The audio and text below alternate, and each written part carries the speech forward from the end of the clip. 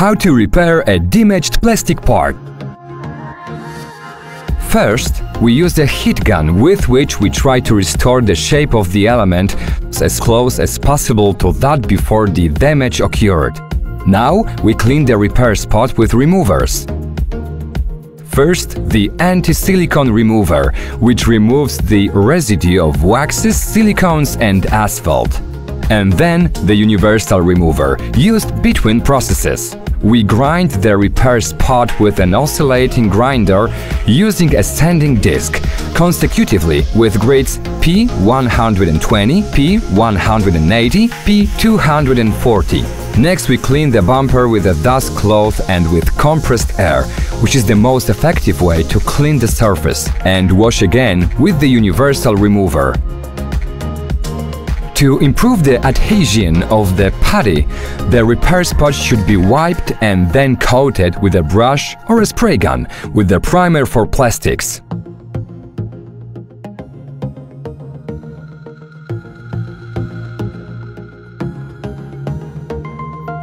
We apply the putty for plastic.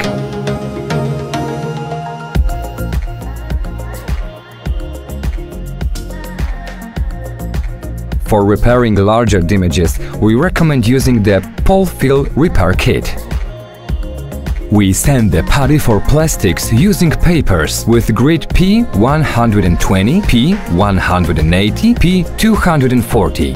First, we use a manual sanding block, then a power-operated grinder with a disc spacer.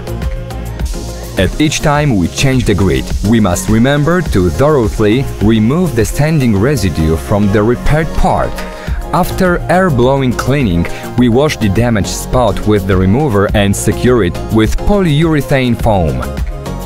We secure with paper any surfaces where the primer is not to be applied to prevent dusting. Using a spray gun, we apply the primer for plastic on the sanded spot. Then we use the acrylic filler, which we mix with the hardener for acrylic products in a 5:1 ratio, where we apply 1 unit of hardener per each 5 units of the primer. We add 20 to 25% of the thinner for acrylic products. The aluminium roller will help us measure the right quantities of the products. We apply 2-3 layers of the primer, observing the evaporation time between layers from 8 to 10 minutes.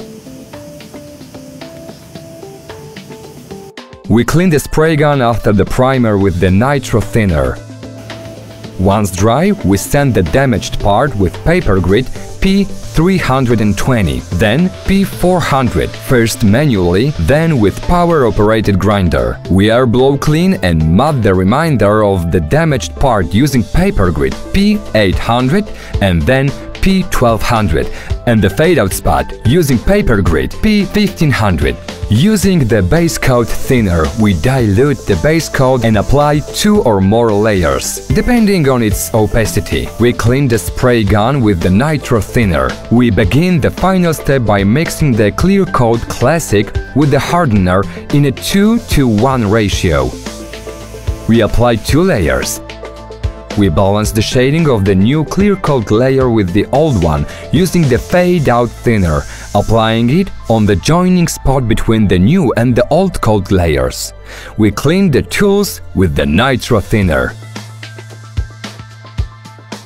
We have used the following POLFILL brand products: anti-silicone remover, universal remover, primer for plastics, filler primer 5:1,